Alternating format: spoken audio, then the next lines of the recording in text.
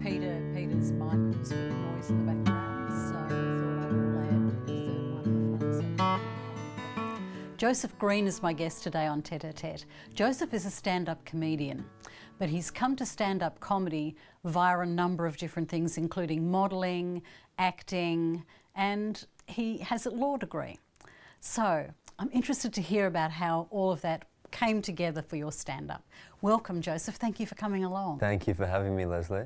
It's a delight. It is. Let's start with the meaty end. How did you get into stand-up comedy? I'll first correct you about the law degree. I didn't actually finish the law degree. Oh, didn't you? I got to my final year and I was working at a law firm and did a clerkship with that firm and then got out, which at the time felt like a very brave sort of maverick move, and then retrospectively maybe a little bit too keen. But anyway, the choice was made and now here we are. You got an arts degree as well? I did finish that. Oh, good. Yeah. Yeah. Do you want to talk about acting? It felt to me like you really are moving off into the comedy. I mean, I still do like a lot of... Happy I to did a talk about. Tennessee Williams play last year. Yeah, and that's then, pretty exciting. Then I was on an ABC show called Superwog, which I don't know if you know them. They're like big, they're very funny guys who got their following on YouTube. Mm-hmm. And then ABC gave them a series. And because I was in the midst of like preparing for this big Tennessee Williams production with John Wood and a lot of other great actors. Yeah. I felt very challenging and very difficult and like, I'm never getting this quite right. And then walking onto the set of Superwog and Theo, who's the main man with his brother, he's like, bro, you're here. Oh my God, your audition was sick, bro. Oh my God, did you see his audition? It was fantastic. You are an amazing actor. Do you know that? You are, it's an honor to meet you, bro. And just the amount of love pouring out of him. How fantastic. Was so magnificent. And he's got such a funniness, like a natural funniness coming out of him. We did this scene where I'm escaping these zombies and they pick me up. He would never say anything and I had to try so hard not to laugh because I have to get in the car and like shout at him. It was just so fun to do that compared, and I love doing the Tennessee Williams play as well. Interesting juxtaposition. But it's such a weird juxtaposition. Yeah. But you realise you still got to find the joy in whatever it is. And my character was very like mischievous, playful character in the Tennessee Williams production. Ah. So. How did that come to you? 12 months ago, I was asked, I think through Charlie Cousins, another one of your esteemed guests. Yes. I think he put my name forward as someone for the play. Uh-huh. And they asked me about auditioning for it. And it was right in the middle of the comedy festival. And I'd probably was doing about 70 shows in 3 weeks. And I just said to them, I'm really sorry, but I love Tennessee and I don't have the time to commit to properly preparing for an audition right now in a way that will like justify and that it deserves, that you deserve and that the writing deserves. And the producer and the director and Leah, the main actress, came to watch my stand-up show. And then they said, hey, we can just do some readings with you and then we can improvise some scenes as well. And so I did, a reading / audition that went for maybe an hour or two. And we just spoke about different things as well in Tennessee, and then they offered me the part. How fantastic. Yeah. And working with John Wood, what was that like? Yeah, he was pretty funny guy. Lovely to work with someone who spent so many years working as an actor. He was a great listener and a great observer of the rehearsal process, of trying different things, and he had a very economical way of like giving you positive feedback at the right time and just the right amount to encourage you to like explore something or keep going. What acting training have you done? I recently signed with a new agent, and I've always tried to not include admit maybe even how much training I've done, because I'm like, oh, I just look desperate. I've done all this training over so many years. And they said, we want to know all the training you've done. And I went through like the last 10 years of like all the classes. And I mean, any acting institution you can think of in this country, I've probably done some sort of training or workshop with them, from NIDA to VCA to Actor Centre to 16th Street. Elizabeth, where we met, I think, and Larry Moss, and clowning workshops, and a lot of movement workshops. Charlie Cousins, who's a great teacher, and great actor, and great person. Anthony Brandon Wong. And I've trained at Atlantic Theatre Company in New York for about a year as well. Oh, really, a year? Yeah. That's quite an experience. I still live there for a few more years and work with some other people, like a guy called Tom Todoroff and Elizabeth. So you worked with Elizabeth Kemp in New York as well as out here? Yes, yes. So what did you do with Elizabeth over there? So there were Sunday classes that I would do. And she does a lot of that guided meditation stuff where you're dropping in and exploring different things. But you're very physically active before that, which is probably similar stuff to what we did. But then one of the great things with her there is I got to do a lot of scene work with her. So fantastic in changing things by like 1 or 2 degrees, and it would open up everything. And I remember in one of my first classes with her, we're watching this scene happen, and it was sort of like, had reached like, they were just mirroring each other's energies, and it sort of like hit a line of like, da-da-da, da-da-da, da-da-da, da-da-da. And I saw her talking to someone in like one of the other students while it was happening, and I remember judging her, going, "That's so rude. Like, she's supposed to be the teacher, and she's just chatting to one of the other students." One of the students in the scene was French, and she started talking to this other girl who spoke French in the group. And after she spoke to her, she went off and she went backstage, and then she came on and she interrupted the scene, just berating her in French and saying very specific things, and she was just like astonished, but alluded to something between the two people on stage, and then it just took off. And I didn't even know what had happened, but just her instinct for if I just do this one little thing, it will just flower the drama, and we'll get to see the whole of who they are so much more richly and clearly. And she just, as you know, had such a tremendous instinct and capacity to see people for their whole selves. Absolutely. And hold the space for that. Yeah. So how did you get into stand-up comedy? I had 3 or 4 21st speeches in a month or two, and then I just wanted to keep being an idiot on stage, I think, and telling stories. And so I started doing stand-up then. A few years ago, I finished a play called The Exonerated, and during the play, our director said to us, if you were on death row for a crime you didn't do, and then you were released, what would you want to do afterwards? And I said, I think I just want to do a stand-up show about everything that had been going on. And he's like, well, you should do that. And so as soon as we finished the play, I started doing stand-up. I think I committed to doing a solo show at the Fringe Festival for 14 nights before I'd even started. Whoa. Which is probably unwise and ill-advised by almost any person with, you know, a good opinion on the matter. But it was a great way of just failing quickly and in a confined space and getting better. But the Comedy Festival is a fairly prestigious event, so that's an incredibly brave... So that was at the Fringe, Melbourne Fringe. Oh, Fringe, right, okay. Yeah, that's nevertheless, that is a fairly prestigious Maybe place. 4 months after I started, so in between that time I just decided I'd perform as much as I could to sort of mitigate the extremity of my inevitable failure. I performed at Jacob, who was an actor at 16th Street.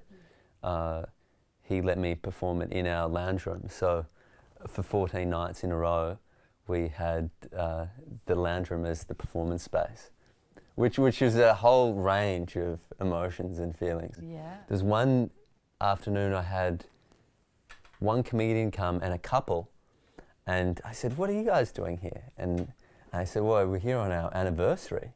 And I thought, "Oh no, this is good. I'm so sorry that you've." And they said they'd come from Geelong, or maybe Williamstown, definitely west and a long way, too far for me to carry the weight of their nuptial celebrations. A few days later, a review came out, and they'd been lying to me. They weren't on their anniversary at all. They'd actually, or at least one of them was a reviewer, and so that was their decoy. What did you learn from that first really intensive experience about being a stand-up? So many times we underestimate how much we can do or what we can do. Yeah. I think I just got better at being on stage, performing, even though it was in my living room. Having, there was a few days where there was like 30, 35 people in a very confined sort of space. For some reason I had a microphone still, even though it probably wasn't necessary.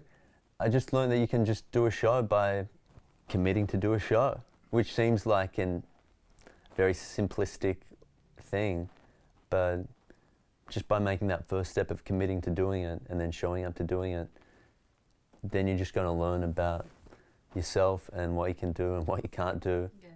Where do you find your material? Life and relationships and heartbreak and waiting rooms at the doctor. I think important thing, at least for myself, and I think for most people, is just to follow your natural curiosity in your own life, whether it's like Mickey Mouse or John Steinbeck, or something in between those two things. If you just follow this is what resonates for me, you'll stumble upon something when you're very personal about and specific about what you're exploring. Inevitably, you'll stumble across something very universal as well.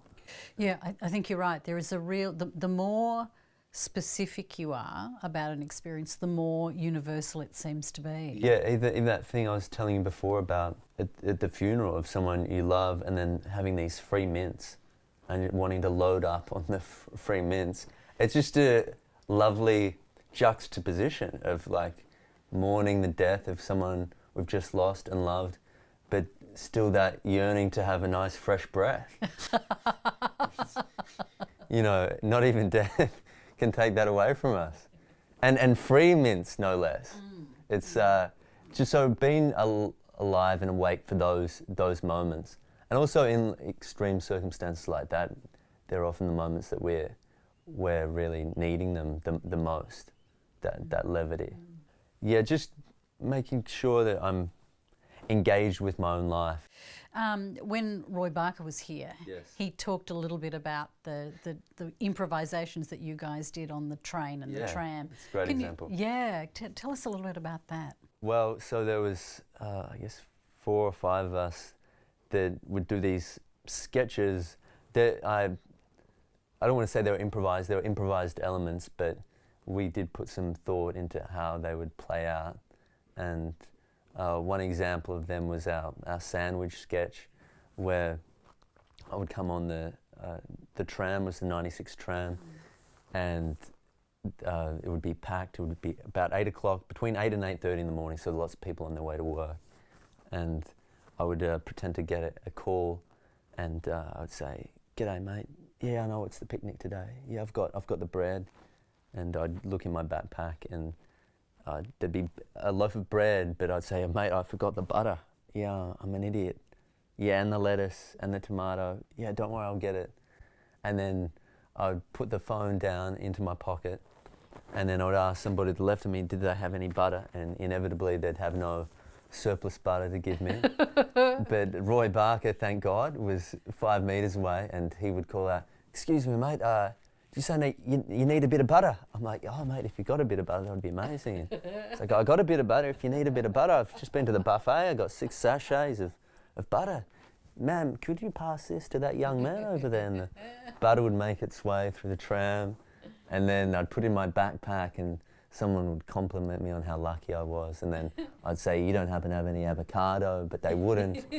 But my sister would have some cheese, that would make its way through. I'd ask for some lettuce, no lettuce, but some ham off the bone was nearby, that would make its way through. I'd ask for lettuce again, and one time we did it, there was this old lady, after I'd asked for lettuce multiple times, she said, excuse me, young man, but you should be very grateful for what you got. You've been very fortunate so far. I said, I know, thank you for reminding me. She said, you know, back in my day, I would never even leave home before making my sandwiches. It's the first thing I do preparing for the day is make my sandwiches. Let that be a lesson to you. And then the last gentleman, Dan, would come on the tram with lettuce on his shoulders, be like, does anyone need any lettuce? And I would get off at Queen Street and he would give me an iceberg lettuce and I would hold it aloft. And everyone really loved it and became awake and energized by it. So what was the audience experience like in doing that?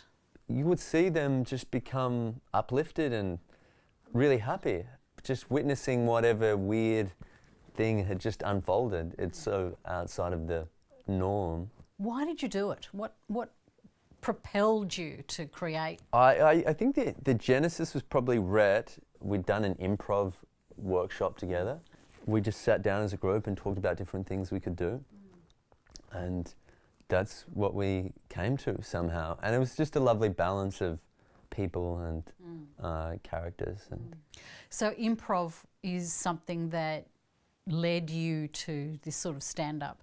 Is there other training that you would recommend to people to do? I was already doing stand-up before I think I did that workshop. I think there was a really good guy, I think he was the Second City Artistic Director, which is a like improv school theatre in Chicago. He was great, Matt Hovde. But people who want to do stand-up, I just say just do stand-up. Just go and watch as much as you can, get on stage as much as you can, find what's funny about you just by being on stage, and the audience will communicate that to you. You've mentioned the audience. What's the relationship that you create with the audience as a stand-up comedian? The first thing is to communicate in some way that you're in control and listening to them, and there to pull any tool you have in your arsenal to make them laugh. Because it is quite important that they like you to start with, isn't it? Yeah, that's so fundamental. I mean, it's like when you love someone, there's such a deep, unconscious relaxation. If you're taking it to an extremity and you have all these in-jokes that you can make each other laugh so effortlessly, and I guess your aim, and you're completely yourself with that person. Yeah. There's a deep, like, letting go of trying to impress or be anything else. Yeah. And I think that's sort of the ultimate aim of, like, just trying to be yourself on stage and loving them and have them love you. I think that's the deep, it seems very, I don't know, needy maybe, but that's probably part of it. Because there is that opportunity to really be one with the energy in the room when you're doing that stand-up. Yeah. Where you are surfing the energy in the room and really yeah, you said that. I love that phrase. Yeah, working with the audience. So it's very much not you delivering to them, but you delivering and then receiving back. Of course, it's always a conversation. And, you know, that's, in any art form, it's always a sort of conversation, isn't it? But I guess the thing about stand-up is that the feedback is very immediate, and the moment-to-moment of listening to them and responding is both parties are feeling that immediately. So you can always be adjusting, and I mean, in a longer show, you're going to have a story or the bits that you want to say anyway, but often, like, the magic is going to be in between the bits, the things that are unique to the room, because I found that there's usually going to be something happening in the room that night that's going to be funnier than anything else you can say or do. Give me an example.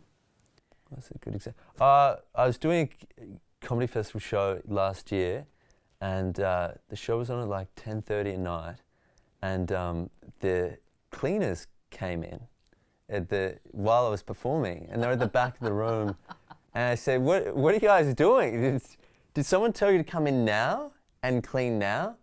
And they didn't answer me. And then the lights are quite bright, so I can't actually see them, but I could hear them. There was like a kitchenette at the back of the room I was performing in. And I said, oh, so now you're not even going to answer me? You're just derailing the show. Your boss presumably said go in at 10:30, make a hell of a lot of noise. When he talks to you, don't respond. Do your job. You're there to do a job, do it. Make sure he can't do his, make sure you do yours. And because they were being very loud, and I don't know, I played with that for maybe 10 minutes. Whoa! And you just feel like if the audience wasn't responding to it, I would just let it go and get on with the show.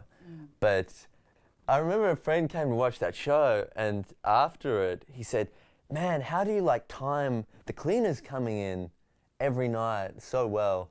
I'm like, dude, that just happened tonight. That's the only time it's ever happened. And just that thing, it was, alive and specific to that moment. Yeah. And I guess having the freedom to like follow that impulse of.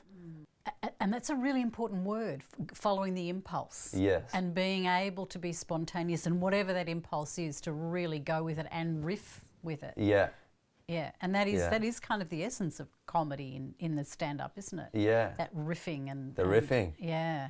Because you're seeing the same comedians all the time, and you know they're always in the room, or a lot of the time in the room watching you, you know that those in-between moments are what they're going to laugh at, because they've probably seen you do most of your jokes.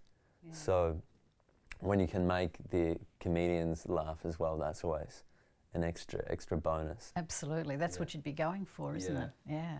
But it's a really nice thing of, one of the nice things about leaving Melbourne or going to perform anywhere else is that, no one's seen you before, so you can have sort of like a fresh swagger about you, and you can do anything you've got and no one's seen it. How often do you change your material? Pretty much every week I'll be trying new things. Even every day there might be like some small, it might be just one line in a joke or a bit, or it could be a bigger thing, and it really also depends on what shows I'm doing and what's like coming up. There's like a series of Fringe festivals back to back, or the comedy festival, where you're spending 50 minutes on stage. That's a long. Yeah, it's almost easier to listen to sets and then work on things, because it's more purposeful and specific to creating a show, whereas if you're doing 5 or 7 minute spots, maybe 30 seconds or 1 minute could be something completely new. But if I'm only spending that amount of time on stage, usually I want to establish myself and start strong and end strong. So unless something happens with the audience or I'm trying something new, I probably won't listen to the whole set. So you tape you routinely tape your sets when you do them? Yeah, I pretty much record every set. Right. It's almost just a habit, because you never know, you might say something, or I mean, I didn't repeat the whole kitchen cleaner thing, but something might happen. You might think, oh, actually I started talking about stuff that is repeatable, or that's an idea I could keep working on. So what's your pre-show routine? Gee, I feel such a yuppie saying this, but I just hydrate a lot for some reason. I haven't even said this to anyone. I just stretch my arms a lot. I do sort of heart opening. Gee, that's going to be so embarrassing if people see this. I don't tell anyone that, but just having that intention just puts me in a giving and receiving mindset. Yeah, sometimes it helps, sometimes maybe not, but. And as we were saying before, relaxation is really key, because you can't be open and responsive unless you're incredibly relaxed. Yeah, relaxed and breathing and doing all the things you hear about in good yoga classes. What have you brought from your acting training into your stand-up? Just a different way of watching people on stage. I probably watch different things. probably the first thing I watch of any comedian sounds strange, but what their feet are doing, and whether they're moving, where they're facing, what their relationship is to the floor. Their groundedness. Yeah, it seems crazy, but if I'm riding my bike too much, say I get off my bike and then I go on stage within 5 minutes, I never feel as good. I always feel a bit, and I'm already a little bit la-di-da up here, so it's good for me just to spend some time on the ground. I know the first year or two I was doing stand-up, I wore very heavy hiking boots every time on stage. I would never go on stage without these boots, and I think unconsciously it was about just anchoring me to the ground, to the stage. Who's your favourite comedian to watch? Who's my favourite comedian to watch? There's a guy called Daniel Kitson who I've watched probably over 15 years. Oh wow! And probably seen him maybe 15 times in that time. I would just say David Quirk, who's a comedian and actor in Melbourne. I love watching him for some reason. Well, he's great. That's probably one of the reasons. Blake Freeman, Peter Jones. I mean, Louis C.K. Even though he's embroiled in scandal, I was there last year, and while he was dropping in, I watched him maybe 6 or 7 times. And, you know, he's a big hero of mine. And so just watching him navigate the stage, Dave Chappelle, I was lucky enough to see in close proximity a year ago as well. But then I really love going to open mics. There's an open mic near where I live on Friday at Voltaire in North Melbourne, and that finishes close to midnight and might have 30 people in the third bracket at a sign up. And I kind of love watching, the polarity of anything that can happen. So Melbourne is a really good big scene for stand-up. Very much so. I think it's the best. Although I'm biased, but I know a lot of people who are just in Melbourne who really don't like it that much. But I think that might be because they haven't seen what it's like in other major cities. Especially if you're starting stand-up in Melbourne, you can get on stage at really great venues pretty early on with good crowds.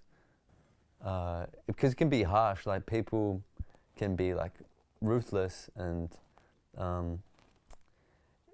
there is like a need to insulate yourself and protect yourself and try to not take anything personally, and remind yourself like why you're doing it, and just focus on that. Why are you doing it? How do you manage to shield yourself from? I think it's just really fun, and I love it so much that I just want to share that love, and trusting that everyone has something unique that they can contribute and bring that nobody else can. And when you feel that within yourself, it's the whole like competitive aspect of it sort of dissolves away, and then you can watch.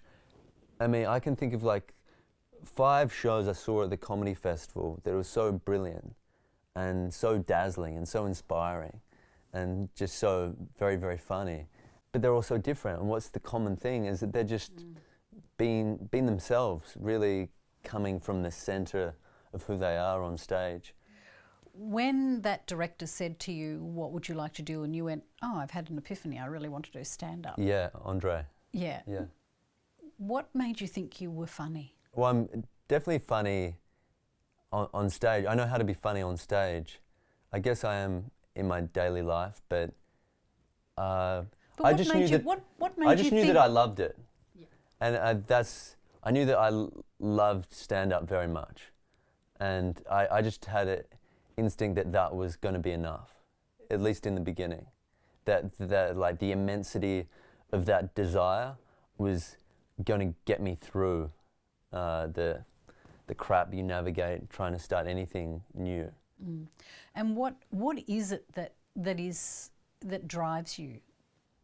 Just to be better, just like the new thing to talk about, to share. And the best feeling as a comedian is coming up with a fresh idea.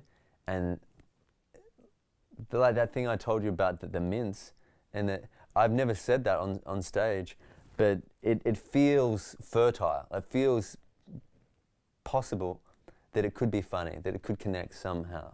But what is it that's in you that means that you have to get up and do stand-up? What's the drug?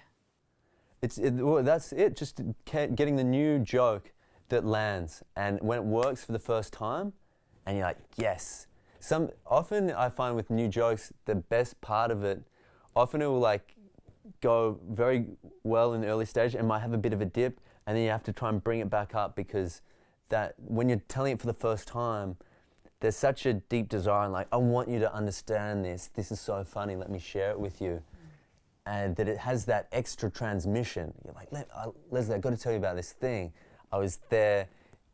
The guy was dead. They'd lost so much money, spending it on thousands of dollars on the coffin. And the lady's like heaving mince in her like grandchildren's pockets, trying to recoup her lost funds with Mentos. The fun of saying that for the first time and an audience being like, yes, you're like, yes, that's fun, like having that discovery. I think that's the addictive thing of stand-up, is that you're always trying to like feel your way around for what's something that I can say that's funny, that's Joseph Green way of saying it, but it's also resonating in a broader, more universal way. Why does a surfer like surfing? It's just that rush of like being in that moment of like, am I on this wave? And like, yeah, we're on. Thank you, Joseph. That's a great place to end. Thank you, Leslie. Really appreciated your time today. Thank you. Thanks. Cheers. I've been with Joseph Green, and you've been watching Tête-à-Tête. Thank you.